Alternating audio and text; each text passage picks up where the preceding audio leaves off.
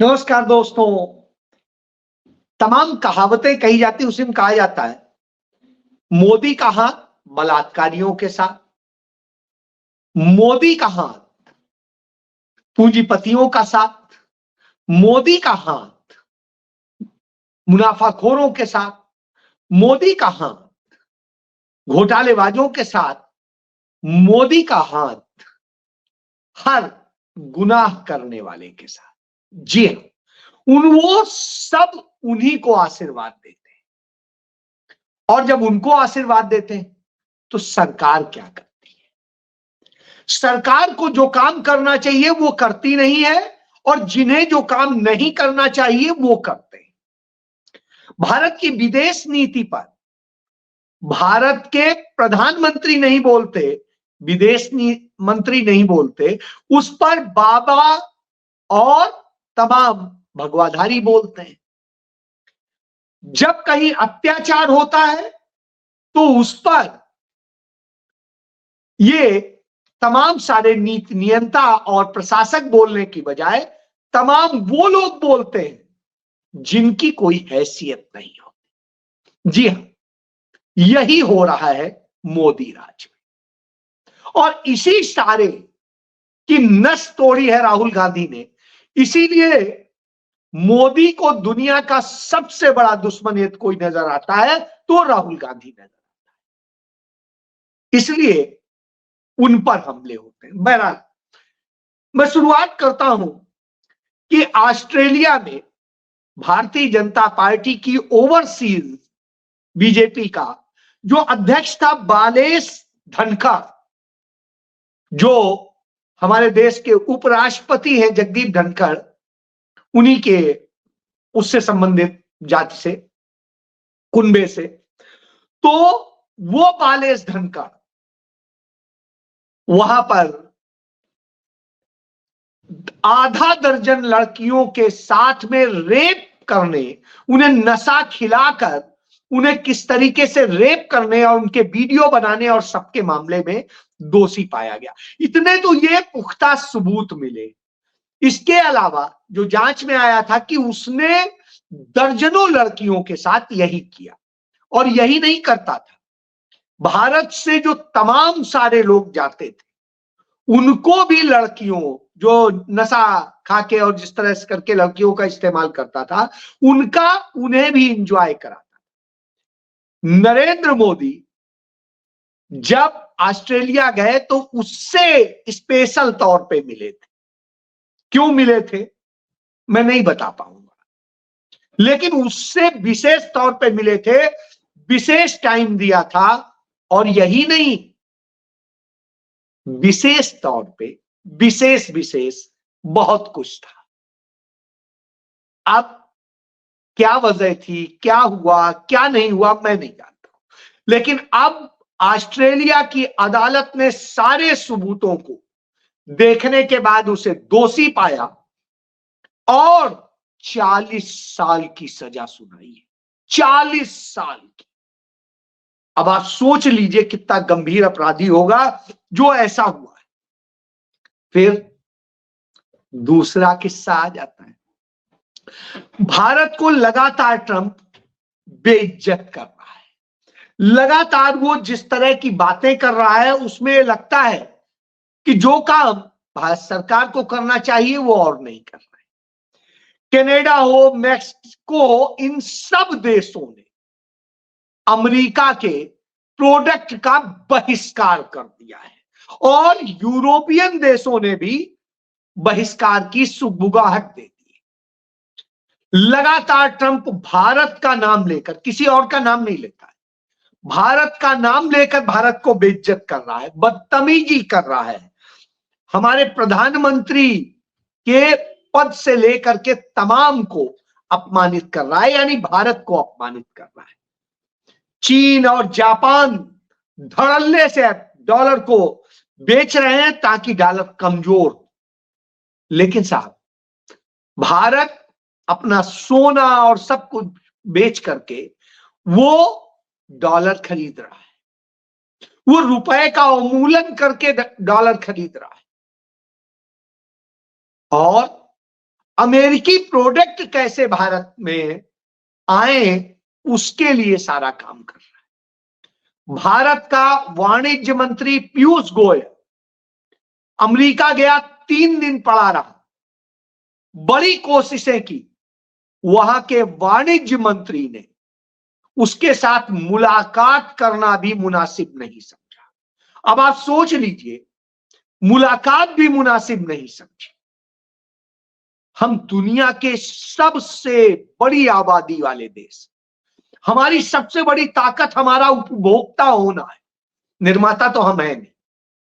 जो राहुल गांधी बार बार बताते हैं कि हमारी ताकत इसलिए कमजोर है क्योंकि हम निर्माता नहीं, हम सिर्फ उपभोक्ता है। हमने अपने हुनर को खत्म किया। हमारे देश में जो छोटे छोटे हुनर हैं, जिसे एमएसएमई कहते हैं, या और छोटे से लघु अति लघु उद्योग हैं, कुटीर धंधे हैं, इन्हें हमने बर्बाद कर दिया। हमने ऑनलाइन बिक्री के जरिए पूरे व्यापार को देश के चौपट कर दिया। हर व्यापारी का, इस देश के 90% व्यापारी का व्यापार खराब हो गया, 10% का ही चल रहा है। और वही 10% इस देश में प्रशंसा करता घूम रहा है। हालांकि नफरत की भावना के कारण इस देश का तमाम बनिया मोदी मोदी मोदी करता है, लेकिन वास्तव में वो रो रहा है अपनी बर्बादी, आने वाले अपने बच्चों की बर्बादी देख के। क्योंकि आने वाले वक्त में, अभी तो उसकी जमा पूंजी चल रही है, आने वाले वक्त में उसके बच्चे क्या करेंगे, कौन सा रोजगार करेंगे, उसे समझ नहीं आ रहा। तो हमें जब यह कमजोर किया, उसका नतीजा है कि अमेरिका हमें आंखें दिखा रहा है, बार बार दिखा रहा है। तमाम दुनिया के देश लगातार अमेरिका को जवाब दे रहे हैं, लेकिन हमारे प्रधानमंत्री के मुंह पर चुप्पी है। हमारा वाणिज्य मंत्री चुप्पी साधे है, हमारा विदेश मंत्री चुप्पी साधे है। हिम्मत नहीं हो रही है कि हम बोले। अमेरिका तो बहुत बड़ा है, हमारी हिम्मत बांग्लादेश से बोलने की नहीं हो रही है, हमारी हिम्मत चाइना से बोलने की नहीं हो रही, हमारी हिम्मत श्रीलंका से बोलने की नहीं हो। और इन सब की छोड़ी, अब तो हमारी हिम्मत पाकिस्तान से भी बोलने की नहीं, रसिया से भी नहीं। तो किसी मुद्दे पर हम किसी से बोलने की हालत में नहीं। हमारे विदेश मंत्री का अपमान किया गया, और जिस तरीके से वहां पर प्रोटेस्ट किया गया ब्रिटेन में, उसको लेकर भी प्रधानमंत्री ने कुछ बोलने की हिम्मत नहीं जुटाई। तो अब आप समझ सकते हैं कि जब इतनी बड़ी बातों पे नहीं बोल रहे हैं तो क्या कर रहे होंगे, क्योंकि हम डरे हुए हैं। और क्यों डरे हुए हैं इतना, यही नहीं समझ में आता। अब चलिए इसी बात कर लेते हैं। इस पर बोलना चाहिए था, हम नहीं बोल रहे हैं। हम बार बार टैरिफ और सबको लेकर के वार्ता की बात कर रहे हैं, वार्ता नाकाम हो रही है। इतनी ज्यादा रियायतें अमेरिका मांग रहा है कि उसके बाद में भारत के और भारत के देश के नागरिकों के पास, यहाँ के व्यापारियों के पास क्या बचेगा, समझ में नहीं आता। वो व्यापार होगा या सिर्फ मुफ्तखोरी। और ट्रंप उसके बाद कह रहा है मैं भारत की पोल खोल रहा हूं, और जब भारत की पोल खोल रहा हूं तो वो गिड़गिड़ा रहा है कि हम टैरिफ कम करेंगे। क्यों गिड़गिड़ा रहा है? बोलना चाहिए, जवाब देना चाहिए, देश को बताना चाहिए। 2014 के चुनाव के समय प्रचार में नरेंद्र मोदी यही कहते थे, हर बात देश को पता चलेगी। लेकिन पता क्या चलेगी, जो आरटीआई था वो भी खत्म करने की दिशा में काम कर दिया गया। इस देश के नागरिकों को डराने के लिए इनकम टैक्स के रूल्स में बदलाव करके उनकी प्राइवेसी को खत्म करने का काम किया जा रहा है। जिस तरीके से इस देश के लोगों को नए तमाम कानून बना करके और मौत के मुंह में ढकेलने का काम किया जा रहा है, गुलाम बनाने का काम किया जा रहा है, तो ऐसी स्थिति में सवाल तो होता है। तो जो सरकार को करना चाहिए वो नहीं कर रही। रामदेव जाता है नागपुर, और नागपुर में जाकर के वो कहता है जो कि ट्रंप की नीति को जो है आर्थिक आतंकवाद, वो आर्थिक आतंकवाद बता रहा है ट्रंप की टैरिफ नीति को। नरेंद्र मोदी नहीं बोल रहे हैं, विदेश मंत्री ये बात नहीं कह पा रहे हैं, वाणिज्य मंत्री नहीं कह पा रहे। अब आप समझ लीजिए कि क्या स्थिति है। और वहां कैलिफोर्निया में एक हिंदू मंदिर पर हमला होता है, कई लोग घायल होते हैं, और ये पहला हमला नहीं, लगातार कुछ वक्त में हमले हुए। और जब हमले हो रहे हैं हिंदू मंदिरों पे, उस पर भी बोलने की हिम्मत ना तो हिंदूवादी संगठनों में है, न भाजपा में है, और न ही तमाम इसके मंत्रियों में, प्रधानमंत्री में, सांसदों। कौन बोल रहा है? राहुल गांधी ने मुद्दा उठाया, कहा इस पर क्यों नहीं हो रहा, और इसको लेकर के वो एड्रेस कर रहे हैं, लेकिन प्रधानमंत्री नहीं बोल रहे हैं। जो हिंदुओं की राजनीति पुरोधा, हिंदू हृदय सम्राट कहते थे, वो बोल नहीं पा रहे हैं। तो आप समझ लीजिए बांग्लादेश में भी हुआ कि नहीं बोल पाए, अब यहां भी नहीं बोल पा रहे हैं। एक शब्द आपने सुना हो नरेंद्र मोदी का बांग्लादेश पे तो मुझे बता दीजिए। अब अमेरिका को भी नहीं बोल पा रहे। तो इस तरह की स्थिति है। क्यों इतना डरे, समझ नहीं आता। तो इधर मणिपुर लगातार जल रहा है, वहां अमित शाह ने ये कर दिया, मीटिंग कर दी, अब ये हो जाएगा, और इस देश का गोदी मीडिया भोंपू बन गया। लेकिन साहब वो तो भोंपू बन गया, तो क्या आतंकियों के ऊपर भी इन्हीं के हाथ है? और नतीजा यह है कि जो खोलने के नाम पर हुआ, शांति बहाली के नाम पे हुआ, वहां फिर से घटनाएं शुरू हो गई। एक व्यक्ति की मौत हो गई, 3 दर्जन लोग घायल हो गए, और तमाम गंभीर नुकसान हुआ, तमाम आगजनी हुई। साहब क्या होगा? जो कहते थे आतंकवाद नहीं और ये नहीं, वो आतंकवाद की स्थिति है। वहां कठुआ में 3 नागरिकों को मार डाला आतंकियों ने। साहब कोई बात नहीं, उसको छिपाना कैसे है, इस पर बात चल रही है, लाशें मिल रही हैं, लेकिन सरकार बोलने को तैयार नहीं है। तो यह स्थिति है। और उसके बाद इस देश को नफरत में झोंकने का काम होता है। जब नफरत में झोंकने का काम होता है, आतंकियों और सबको सपोर्ट करने का काम होता है, भ्रष्टाचारियों को, हर पार्टी के जो भ्रष्टाचारी हैं, ढूंढ ढूंढ के उन्हें भाजपा में लाया जाता है, फिर उन्हें क्लीन चिट दी जाती है। जिन पर देशद्रोह के मुकदमे खुद भाजपा ने दर्ज किए थे, उन लोगों को भाजपा में लाया जाता है और फिर देशद्रोह के मुकदमे खत्म किए जाते हैं।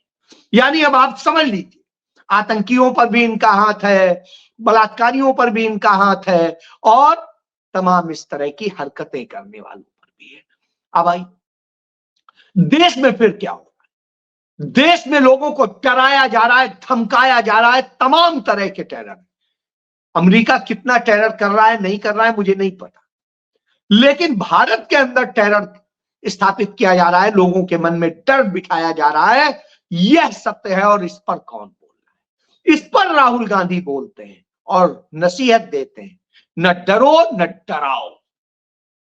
लेकिन साहब मोदी तो डराने का काम करते हैं। दुनिया के तमाम देशों में जिस से इन दक्षिण पंथियों ने, यानी भाजपा जैसे दलों ने, जो नफरत की राजनीति करते हैं, जो हिंसा की राजनीति करते हैं, उन दलों ने किस तरीके से इस देश को आग लगाई, और उसका नतीजा है कि पेरिस में तमाम लिबरल लोगों ने कहेंगे, महिलाओं ने नग्न होकर के, अपने स्तन खुले छोड़ करके, उन पर डिजाइन बना करके, और फासिस्ट ताकतों का विरोध किया। उन्होंने जो विरोध किया वह इस बात का सबूत था कि कैसे इस देश को आग लगाई गई। तो वो विरोध कर रहे हैं, दुनिया के तमाम देशों में विरोध हो रहा है, क्योंकि उन्होंने हिटलर देखा है, उन्होंने मुसोलिनी देखा है, हम भी देख, हमारे यहां चाहे मुगल रहे हो बादशाह या दूसरे मुस्लिम आक्रांता भी रहे हो, उन्होंने भी यह तानाशाही स्थापित नहीं की। लेकिन इस शासन काल में यही डर का शासन स्थापित किया गया है। इसलिए सच बोलने से लोग डरते हैं और जो सच बोलते हैं उन पर हमले होते हैं।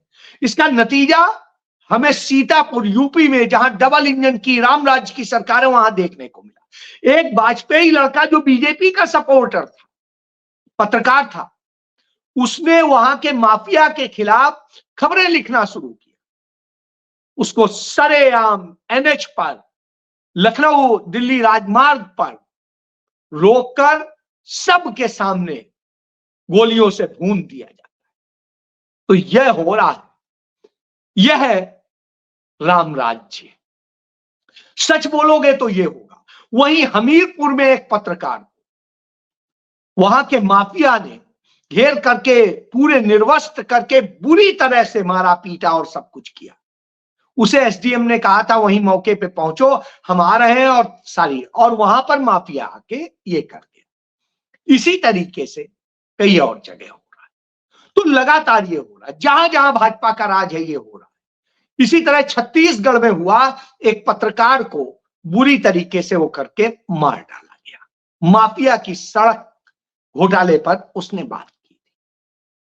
तो ये खेल चल रहे हैं। तो अब आप समझ सकते हैं किस चीज की सरकार चल, आतंक की सरकार चल रही।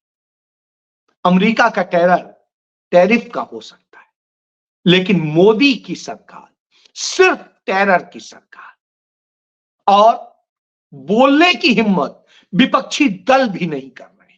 अरविंद केजरीवाल के मुंह से एक शब्द सुना हो तो बता दीजिए, किसी और के मुंह से सुना हो तो बता दीजिए। बोल कौन रहा है? सिर्फ राहुल गांधी। राहुल गांधी सिर्फ कांग्रेस नहीं है, राहुल गांधी इस देश की आवाज, और वो अपनी पार्टी में भी लड़ रहे हैं, पार्टी के बाहर भी लड़ रहे हैं, और सारे विपक्षी दल उन्हें ही खत्म करने पे लगे। सबका दुश्मन कांग्रेस है, राहुल गांधी है, गांधी परिवार। सबको गांधी मुक्त, गांधी नेहरू परिवार मुक्त और कांग्रेस मुक्त भारत चाहिए। यानी सब भाजपा की एजेंडे पे काम कर रहे हैं। चाहे टीएमसी को ले लीजिए, चाहे और तमाम दलों को ले, चाहे जिसको, चाहे आम आदमी पार्टी, चाहे जिसको आप ले लीजिए। तो यह स्थिति है। कांग्रेस यदि मजबूत होती तो उन्हें तकलीफ हो, वो लड़ नहीं सकते, वो लड़ती है तो उससे तकलीफ। यह सच, इसे आपको समझने की जरूरत है। मैं बार बार इसलिए बताता हूं कि आप जब मर्ज ही नहीं समझ रहे हैं तो इलाज क्या करें? तो मर्ज को समझ लीजिए, मर्ज जानना बेहद जरूरी है।